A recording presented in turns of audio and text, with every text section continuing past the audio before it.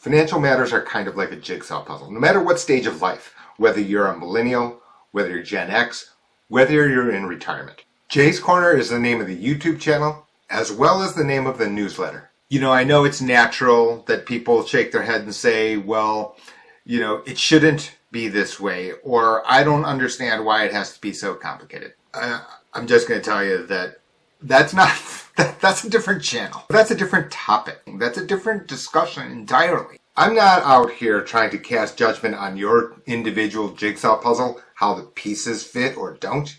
What I do know is the amount of noise that you're hit with is incredible. This is the world that we have.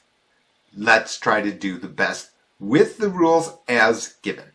Jay's Corner is here to help. The new edition of Maximize Your Medicare is already available in ebook format. The paperback edition is coming out within a month. Medicare is complicated. There are penalties. There's new terminology. All of that is addressed. Most importantly, the fact is that you need a consolidated strategy. There are important nuances all throughout the book. Any single one of them can totally change your configuration or what's best fitting for your situation. There's lots of information in the world. There are tons of commercials. You get lots of mail. There are videos on here on YouTube.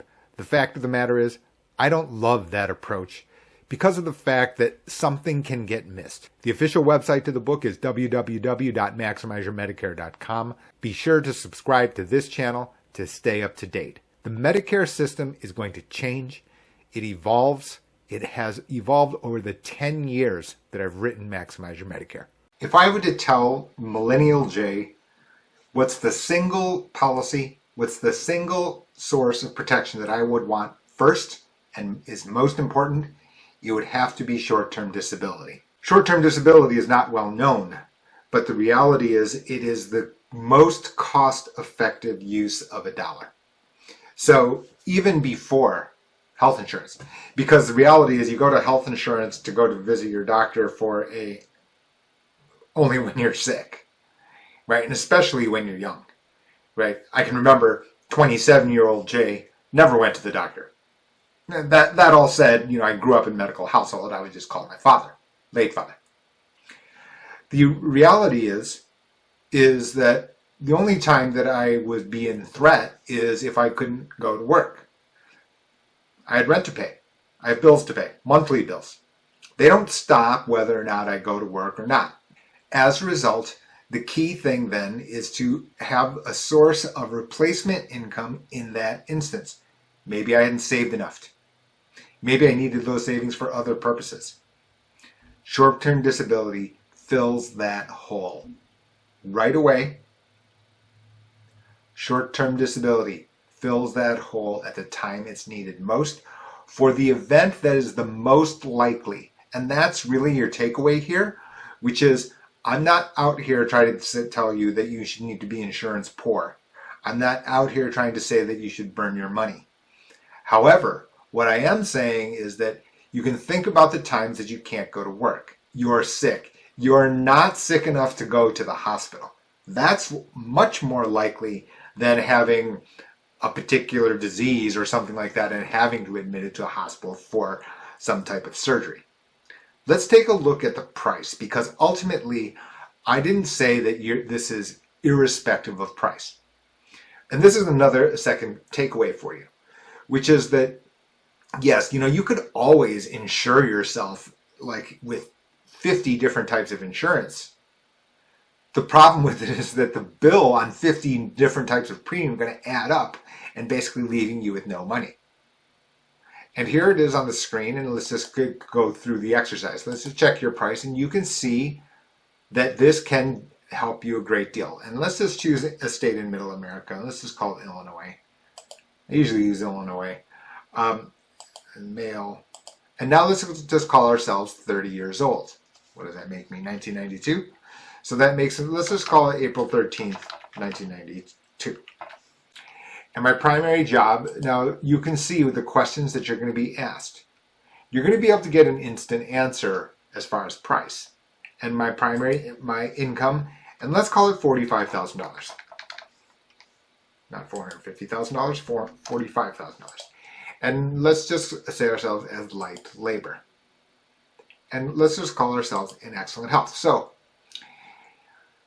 this is many people, and I didn't use too astronomical an annual income. It's a good income. It's not an astronomical income. And then let's say we did not use tobacco. And you can see the rate here. And ultimately, this comes down to price. And now you can see my point. You can see my point that at these monthly benefits, this is the price. This is less than a health club per month, right? And now you can see it. Now, a couple of small things here that you need to understand. One is if we just change this to female. In other words, you have the identical twin to the male. And you can remember the price here was 24. This was the price before. When I recalculate, you get a higher price. Simple reason for that, and childbirth is payable by short-term disability. That's it for today. If you want to get your free quote, just click on the link in the text below to get a quote for this important and yet not really well understood type of protection, short-term disability insurance. I've been making points about trying to talk about the performance of targeted investment funds. Today is not financial advice, and never is. Do your own research. But the reality is that what ends up happening is when you invest in these funds, you are putting money into a black box to some degree. Now, that is not to question Vanguard, BlackRock, PIMCO, 20th century American funds, their ability, their chops to create diversified portfolios for you.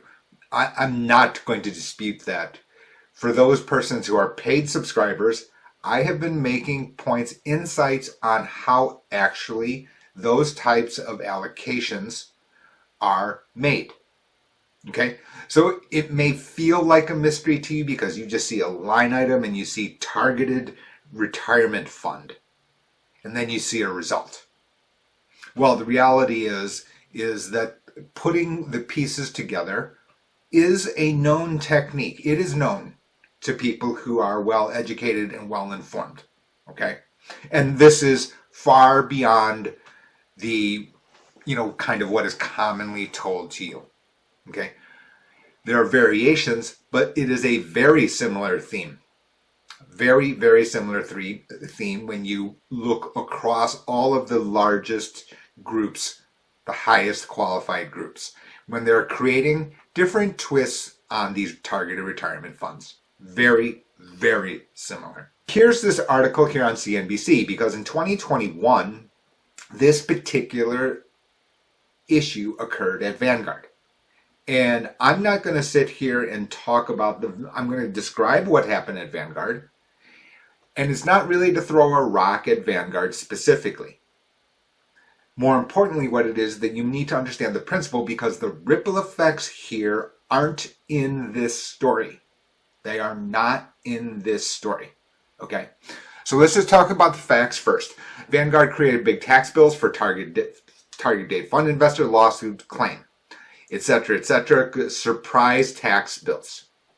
That's basically what this lawsuit's about, right? Meaning that what happened is at the end of every year, inside of your mutual funds, inside of robo-advisors, inside of anything where you have this idea of a black box, are going to be some turnover inside that portfolio.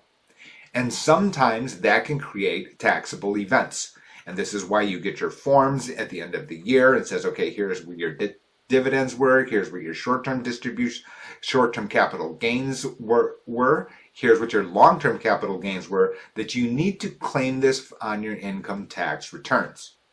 It gets reported to the IRS. So anyway, here we go. Vanguard is telling you about and this lawsuit alleges surprise tax bills. And it goes to describe what has gone on here, elephant stampede sell-off, etc. I'm not going to say that that is actually what happened. In fact, what I'm going to tell you is that a similar type of thing here happens across all of these targeted retirement funds, as well as any type of systematic trading type of algorithm that creates an ETF or a particular robo-advisor. That is going to happen. That doesn't make them incompetent. Doesn't. Okay? But this is simply what happened when you invest in one of these type of consolidated instruments. Here we go, and then it creates enormous tax bills for 2021. We're going to get to that, and I'm going to show that to you in a few moments. So here's the fees and asset location. The question, the heart of the legal claim stems from two types of target date mutual funds makes available to retail and 401k plan investors. It concerns asset location, a financial planning principle where certain types of investments are better held in tax advantage accounts to avoid surprise tax bills. So yes, indeed, the idea of asset location is very important, meaning that when I take a look at other people's holdings, etc., we at least talk in general to make sure that you understand the principle here. The principle here that certain instruments will be taxed or not taxed based on the type of account, whether that be something called qualified, which is pre-tax 401k, IRA, 403b, 457, meaning that your capital gains, and whether they be short-term, long-term, or your dividends, don't get taxed at inception. They get taxed when you move them from qualified to non-qualified. However, if the money is sitting in a non-qualified post money that you've used that has already been taxed, not including Roth IRA, then the results of these targeted funds is then taxable. And here is the reason for the lawsuit.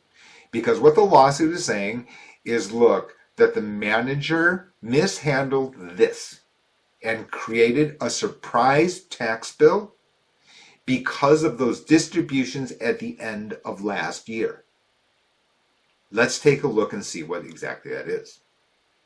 This is the Vanguard website, where I'm going to take a look at a particular retirement fund. It is systematic of kind of what has happened over at Vanguard. I could change the name of Vanguard to someone else, right?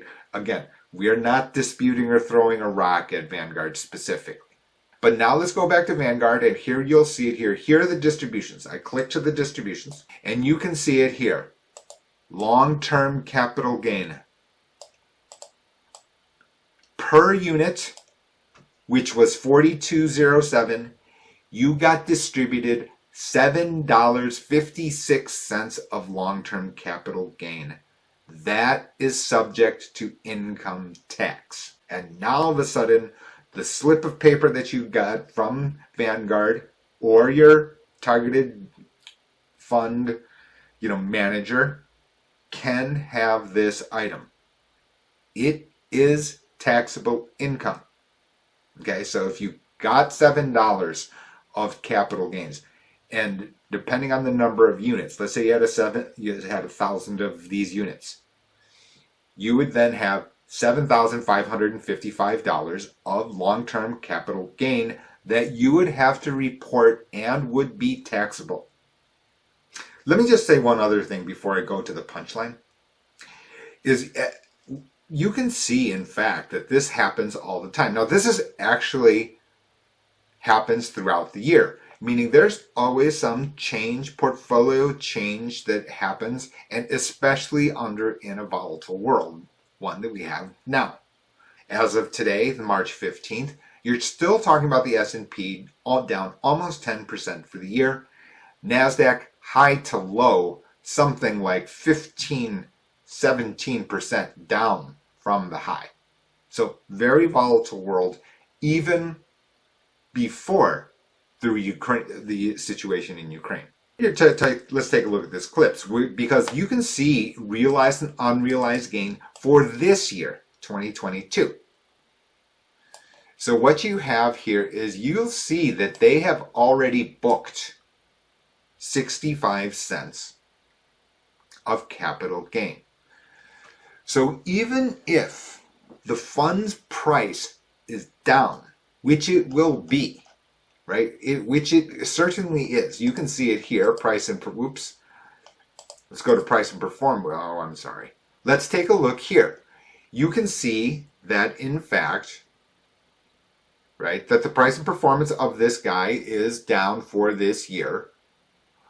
And it's not, of course, you're going to tell you this, that, and the other, and long-term investment returns, et cetera, et cetera. But you can see year to date, as of yesterday, down 11.09%. Again, I'm not going to talk about whether this was reasonable or not. The reality is based on the way that these portfolios are built, this is within expectations of what I would have believed would have been the result. Okay, and are there going to be variations across the different companies and their target retirement fund of 2040? Yes, there will be. Okay, but 11.09, very much what I would have expected. But my point here to you here today is the fact that even if down, let's just say today was immediately December 31st, you would have 65 cents of taxable income. I don't want anyone to take away that this is some outlier. It may be outlier because of the visibility of Vanguard, obviously a well-known name in the United States, obviously. And many people are affected. Yes, I'm not going to say that they aren't. The surprise tax bill, though, isn't that much of a surprise. Whether or not that catalyst and this lawsuit is in fact the actual factual reason, I'm not an attorney, okay? And this isn't legal advice, obviously, right? I wouldn't dare. And I'm not sitting there, I've not gone through and looked at, exactly what has happened, and there's going to be all sorts of, lawyer talk about the portfolio management, et cetera, and whether or not, the buying and selling, et cetera. Do the portfolio managers have the discretion to do that? That's undisputed. Whether or not it created this, big tax bill and whether or not the lawsuit will be successful, I'm in no place to say. And I'm also not in a place to say the lawsuit is, pointless either, right? I'm exactly 50% neutral. I have no opinion here on that. I just want to make that very, very clear. I try to make Jay's Corner, as even-handed as possible on all topics.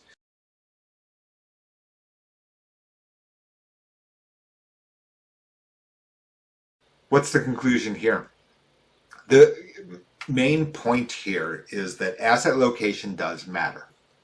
And not only that, the ripple effects to this type of activity are actually much bigger and more important, and this is not going away in the future.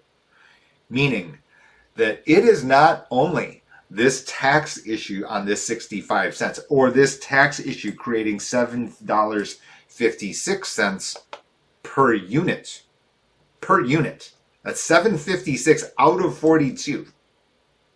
Right? It is an enormous capital gain amount in percentage basis. There's no question about that.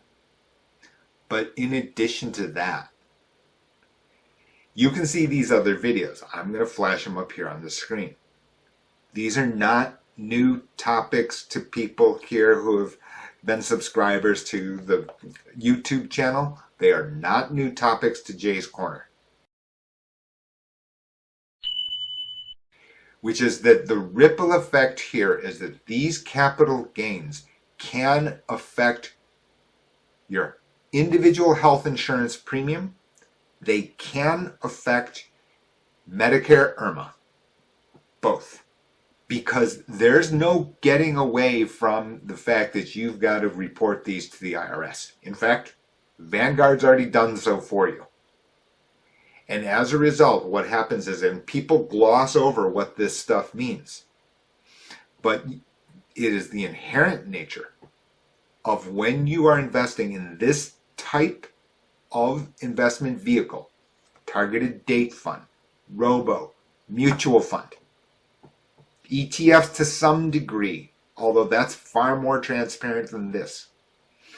That when you have these types of year-end distributions, that it will affect your income taxes, and sometimes, depending on who you are, if you're getting the health insurance subsidy, and then you'd been under some idea that you made X, but now you've made X plus the capital gains here, now what ends up happening is you've overclaimed your tax discount that you will have to then pay back to the IRS, that you have underreported your anticipated income. Here's the website to, my favorite book on Medicare,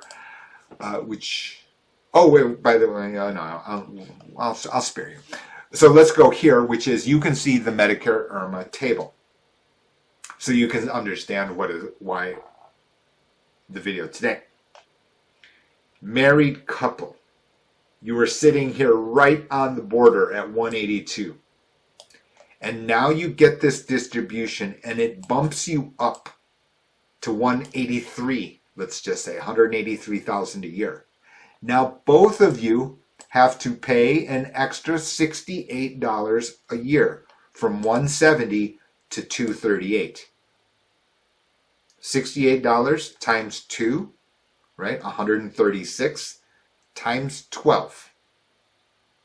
Okay, so it's more than another $1,500 in Medicare Part B premium, and then an additional IRMA down here, which is another $25, $1,240 times 2, 25 times 12, right? Another multiple hundreds of dollars, $300 if I've got it right, 1, 2, 25, yes, so that is right.